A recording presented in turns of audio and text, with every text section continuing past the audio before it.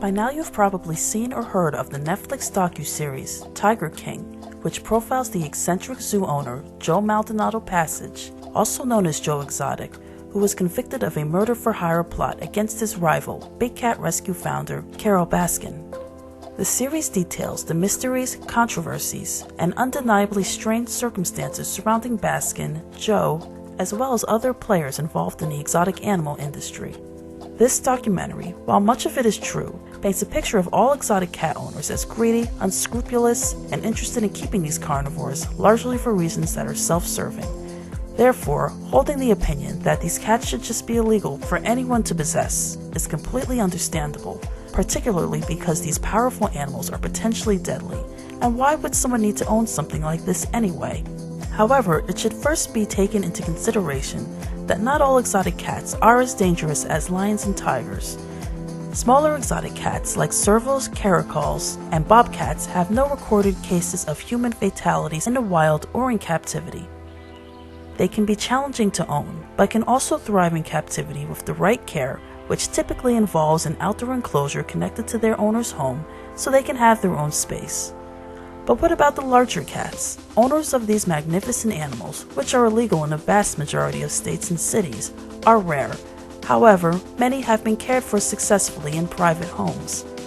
It is often the case that these experienced owners tend to be less active on social media and are aware that doing interviews can result in their being misrepresented to make for more entertaining television.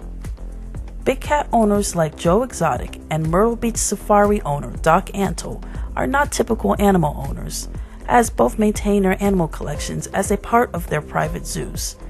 Owning a zoological facility requires that one holds at least a Class C exhibitor's license, which subjects a facility to annual unannounced inspections that will issue citations for any violations of the Animal Welfare Act. Therefore, there is some oversight to these places, as opposed to pet owners who are not exhibitors.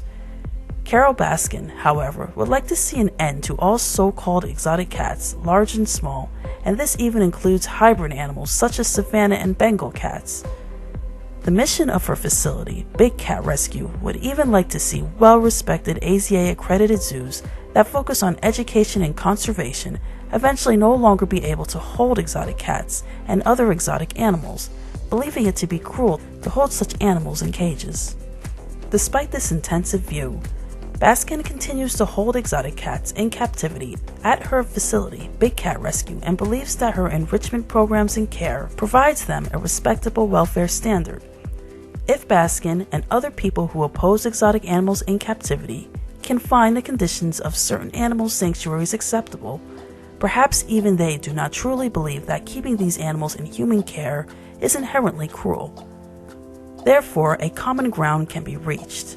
Perhaps it is not captivity of exotic cats that is cruel or unethical, but rather the conditions of that captivity. And if a facility, whether it is on a private owner's property or a large public operation, can adequately care for these animals, then what's the harm? Thank you for watching. If you liked this video, please give us a thumbs up. For more exotic pet-related information, be sure to subscribe to our channel for future videos about the fascinating world of animal diversity and the people who care for them.